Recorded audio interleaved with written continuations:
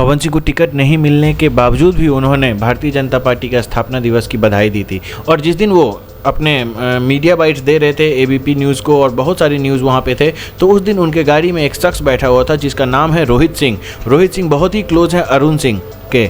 और अरुण सिंह कौन है? वो राष्ट्रीय महासचिव हैं भारतीय जनता पार्टी के। बीजेपी की कोर टीम अभी पवन सिंह का बहुत ही अच्छे से हेल्प कर रही है। काराकाट की जनता जिंदाबाद जिंदाबाद जिंदाबाद, पवन भैया जिंदाबाद जिंदाबाद जिंदाबाद। सुना है बड़की माई, सुना है बड़का भाई, काकी दादी चाची बात रखी है याद। आइल काराकाट तो हर पवन माँ मांगेला घूमी घूमी आशीर्वाद, मांगेला घूमी घूमी आशीर्वाद। नमस्कार दोस्तों, तो आज हम लोग बात करेंगे एक और निर्दलीय प्रत्याशी के बारे में जो कि बिहार से खड़े हो रहे हैं। आगामी 9 मई को वह अपना नामांकन दर्ज करने वाले हैं काराकाट लोकसभा क्षेत्र से भोजपुरी के पावर स्टार पवन सिंह। तो दोस्तों, आज हम लोग पवन सिंह के बारे में बात करेंगे कि पवन सिंह कौन है, कहां से उनको टिकट मिला था, किस पार्टी में थे, कैसे वो चुने कि काराकाट में वो चुनाव लड़ेंगे। वो काराकाट से निर्दलीय खड़े हो रहे हैं पवन सिंह, और वह लगभग 10 साल से बीजेपी का प्रचार कर रहे हैं। साल 4 सितंबर 2017 को उन्होंने दिल्ली में बीजेपी ज्वाइन की थी। अपनी गायिका से अलग मुकाम बनाने वाले पवन सिंह ने बीजेपी नेताओं की मौजूदगी में पार्टी का दामन उस दिन थामा था। इसी दौरान भोजपुरी गायक ने कहा था कि वो मोदी के बहुत बड़े प्रशंसक हैं, इसी वजह से वो राजनीति में आए हैं। इसके साथ ही उन्होंने कहा कि वो राजनीति में विधायक और सांसद बनने नहीं आए हैं। उसी दिन 4 सितंबर 2017 को जब वो ज्वाइन किए थे, तो उन्होंने ये खुद बोला था कि वो राजनीति में कभी विधायक और सांसद बनने नहीं आए हैं। अगर उनको मौका मिले तो वो पार्टी ऑफिस के बाहर आकर के झाड़ू भी लगाने को तैयार हैं।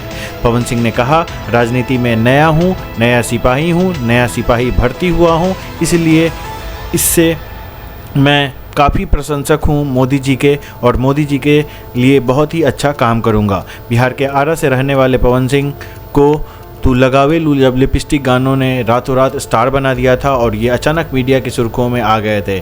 इतना ही नहीं, सानिया कटनथुनिया गाने को लेकर पवन सिंह विवादों में रह चुके हैं। आपको बता दें कि इससे पहले पवन सिंह समाजवादी पार्टी के लिए भी चुनाव प्रचार कर चुके हैं। तो आइए दोस्तों, अब हम लोग जानते हैं कि पवन सिंह काराकाट से चुनाव क्यों लड़ रहे हैं। क्या वो उपेंद्र कुशवाहा को पटकनी देना चाहते हैं? क्या वो बीजेपी के साथ काम कर रहे हैं? क्या बीजेपी उनको सपोर्ट कर रही है? इन सब सारे सवालों के जवाब आपको मिल जाएंगे।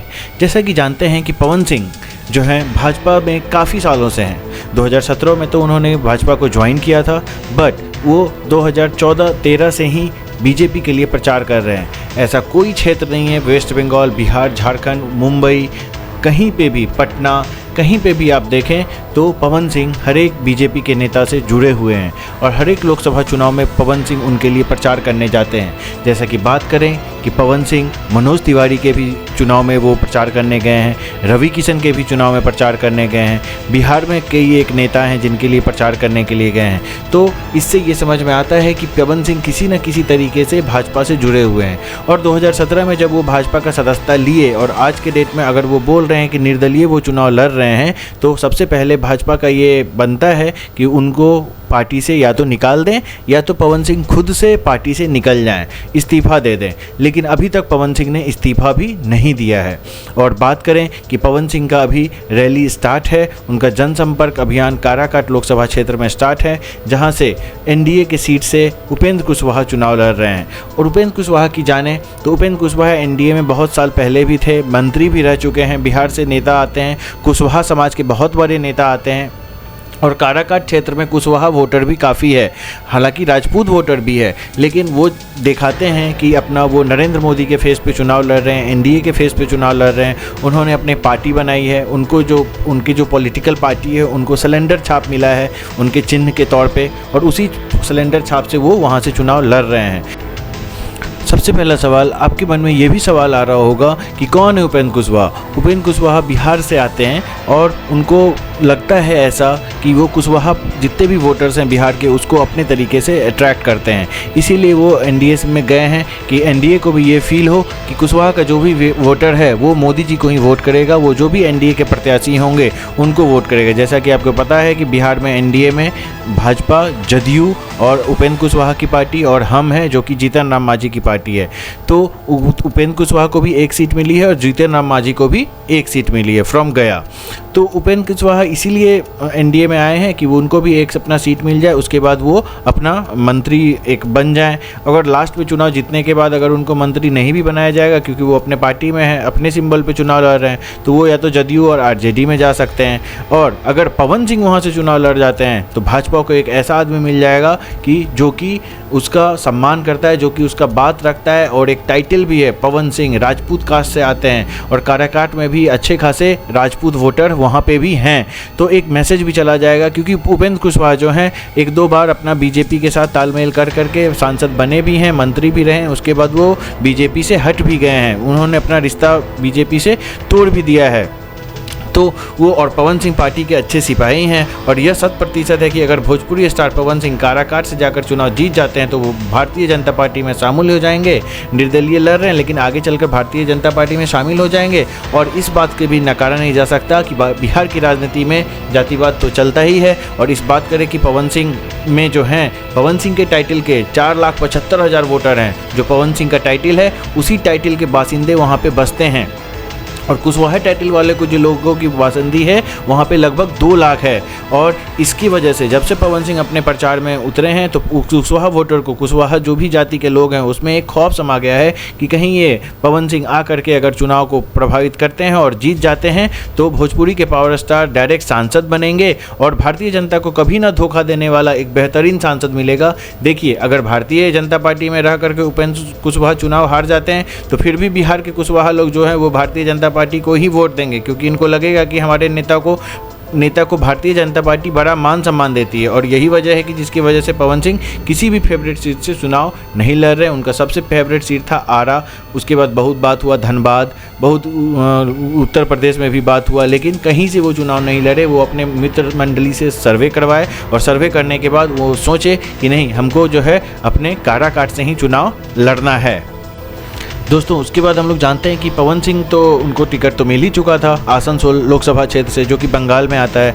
और वो बंगाल में आसनसोल सीट जो है पवन सिंह को इसीलिए दिया गया था कि वहाँ से पहले ऑलरेडी बाबुल सुप्रियो जीत चुके थे बीजेपी के थी से सीट से, लेकिन बीजेपी के बाद जीतने के बाद वो किस में चले गए, टीएमसी से चले गए। तो जैसे ही लोकसभा का टिकट का अनाउंस हुआ, सबसे फर्स्ट डे जो है पवन सिंह का नाम अनाउंस हुआ था इस बार। और वहाँ से कहाँ से, आसनसोल लोकसभा क्षेत्र से पवन सिंह को टिकट दिया गया। उसके बाद क्या हुआ कि उनके कुछ बंगाली महिलाओं को लेकर के कुछ गाने उन्होंने गाए थे, उनका 4 स्क्रीनशॉट जो सिंगर बाबुल सुप्रियो हैं, जो कि पहले बीजेपी में थे, सांसद बीजेपी से बने थे, अब वो टीएमसी में चले गए। उन्होंने इस चीज़ को ट्वीट कर दिया। ट्वीट करने के बाद क्या हुआ, ये पूरा हंगामा हो गया, मीडिया पे सब आने लगे, फोटोज़ वीडियो सब चलने लगे पवन सिंह के। हालांकि उससे पवन सिंह के वीडियोस को फ़ायदा भी हुआ, बट लेकिन एक हो जाता है ना, महिला के नाम पे एक नेगेटिव वातावरण बन गया। नेगेटिव वातावरण बन गया तो बीजेपी की जो टीम है वो उन्होंने पवन सिंह को बोला कि आप आकर के पार्टी ऑफिस या ट्वीट कर दीजिए और आकर के पार्टी ऑफिस अपना सिंबल जो है उसको लौटा दीजिए। तो आसनसोल से उन्होंने अपना सिंबल लौटा दिया था। और आपको पता है कि पवन सिंह जो है मानने वाले हैं नहीं है, क्योंकि उनको अभी उनकी माँ भी ने भी बोला है कि इस बार बेटा सांसद बनना है आपको, इसीलिए माँ का भी बात सुन करके वो सांसद बनना चाहते हैं, इसीलिए काराकाट लोकसभा क्षेत्र से अपने आप को खड़ा किए हैं। और इसमें कोई कतई बात नहीं है, जो जिनको भी, आपको भी शक है, मेरे को भी शक है कि भाजपा की बड़ी शक्ति है जो कि पवन सिंह को काराकाट लोकसभा क्षेत्र में बहुत ही ज़्यादा मदद कर रही है। वो 9 तारीख को अपना नॉमिनेशन फाइल कर रहे हैं और अभी तक जितने दिन, अभी 4-5 दिन ही उनका, 23 तारीख से उनका रैली स्टार्ट हुआ, आज 29 तारीख है और उन्होंने अभी तक लगभग 50,000 गमछा बांट दिया होगा जो रोड पे, और सबके पे मुरेठा बांध करके या गमछा बांट करके सबको वो सम्मानित कर रहे हैं। और जिस दिन वो अपने मीडिया बाइट्स दे रहे थे एबीपी न्यूज़ को और बहुत सारी न्यूज़ वहाँ पे थे, तो उस दिन उनके गाड़ी में एक शख्स बैठा हुआ था जिसका नाम है रोहित सिंह। रोहित सिंह बहुत ही क्लोज है अरुण सिंह के। और अरुण सिंह कौन है? वो राष्ट्रीय महासचिव हैं भारतीय जनता पार्टी के।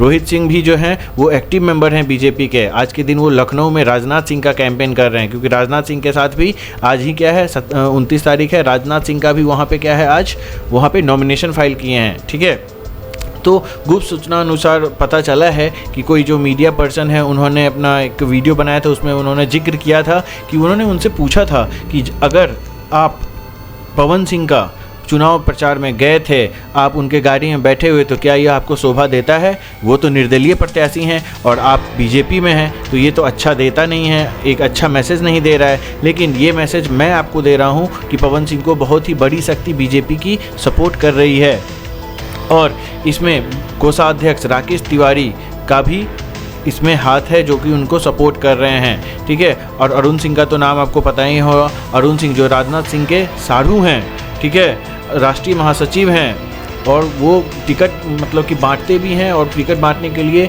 सजेस्ट भी करते हैं किसका नाम। और भाजपा के वेरी पावरफुल उनके क्लोज एसोसिएटेड लोग जो हैं वो रोहित सिंह से भी क्लोज हैं और रोहित सिंह क्या है, पवन सिंह से क्लोज हैं। और वरुण सिंह भी एक नाम आ रहा है, वरुण सिंह का, जो कि बीजेपी कला संस्कृति प्रकोष्ठ के अध्यक्ष हैं बिहार से। वो भी पवन सिंह का जो अभी रैली था उसका भी क्लिप अपने सोशल मीडिया प्लेटफॉर्म पे शेयर किए हैं और जिससे ये खूब पता चलता है कि बीजेपी की कोर टीम अभी पवन सिंह का बहुत ही अच्छे से हेल्प कर रही है। जिस तरह कहा जाता है ना कि इस प्यार को क्या नाम दूँ, तो उसी तरह इन पे एक सटीक गाना बैठ रहा है, इस प्यार को क्या नाम दूँ। लेकिन भाई पवन सिंह, इस राजनीति को क्या नाम दूँ? अगर इस राजनीति धोखा में सबसे ज़्यादा नुकसान हुआ है तो वो आप ही को नुकसान हुआ है कि जो भी 2 भोजपुरी के हमारे सांसद हैं ऑलरेडी और आपको टिकट नहीं मिला, तो सबसे ज़्यादा इससे आपको नुकसान हुआ। लेकिन आपको नुकसान नहीं होगा, आप हो सकता है कि काराकाट से जीत जाएं। पवन सिंह को टिकट नहीं मिलने के बावजूद भी उन्होंने भारतीय जनता पार्टी का स्थापना दिवस की बधाई दी थी, तो इससे आपको पता चल सकता है कि कितने वो मोदी भक्त हैं, कितने वो राष्ट्रीय हैं। दोस्तों, निर्दलीय चुनाव लड़ने का सबसे कमाल चीज़ तो यह है कि पवन सिंह का कोई विरोध नहीं कर पाएगा। लोकतंत्र है भाई, यहाँ पे जिसको मन जहाँ से वो चुनाव लड़ सकता है और काराकाट से भी लग सकता है, पूर्णिया से भी लड़ सकता है, कहीं से भी लग सकता है। और आपने देखा होगा कि अगर विरोध करना होता तो यहाँ पे अभी निर्दलीय चुनाव लड़ रहे हैं तो विरोध कर दिए होते, जितने भी अपोजिशन के लोग हैं या कोई भी लोग हैं वो विरोध कर दिए होते। पवन सिंह बहुत बार अपने लिए ट्राई भी किए थे कि कहीं और से जगह से बीजेपी के टिकट से टिकट मिल जाए, लेकिन उनको टिकट नहीं मिला।